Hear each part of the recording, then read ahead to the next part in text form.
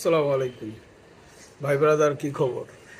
আজকে আপনাদেরকে একটা গল্প শোনাবো। अच्छा। আর গল্পের নাম হচ্ছে গ্রামের খালাতো বোন। ठीक है।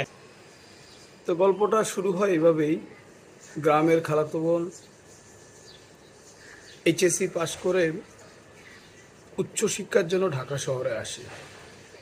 ঢাকা শহরে এসে ম্যাসে উঠে আরও কয়েকজন খালাতো বোনকে নিয়ে ঢাকা শহরে ঘুরতে ঘুরতে তাদের হঠাৎ করে মনে শখ জাগে যে তারা বাইক চালাবে।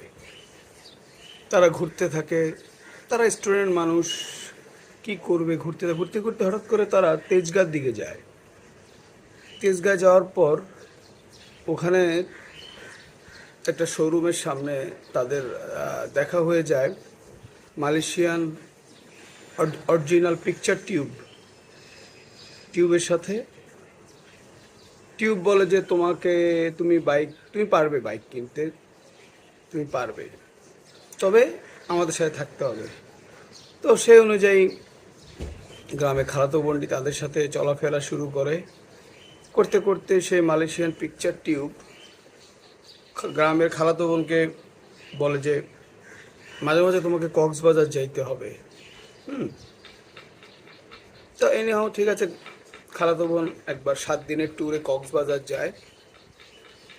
কক্সবাজার থেকে আসার পরেই সে তার স্বপ্নের বাইকটি কিনে ফেলে, স্বপ্নের মোবাইল ফোনটি কিনে ফেলে নিয়ে যখন সে তার ম্যাসের আদার খালাতো বোনদের সাথে দেখা করতে আসে, বলল যে এই তুই না কক্সবাজার গেছিস, তো কেমন দেখলি?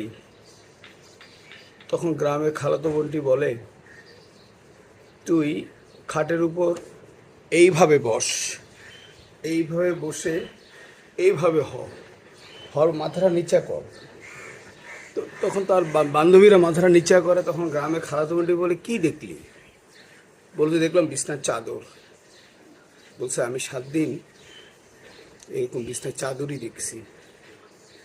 কিছু বুঝলে কমেন্ট করিলেন। ধন্যবাদ।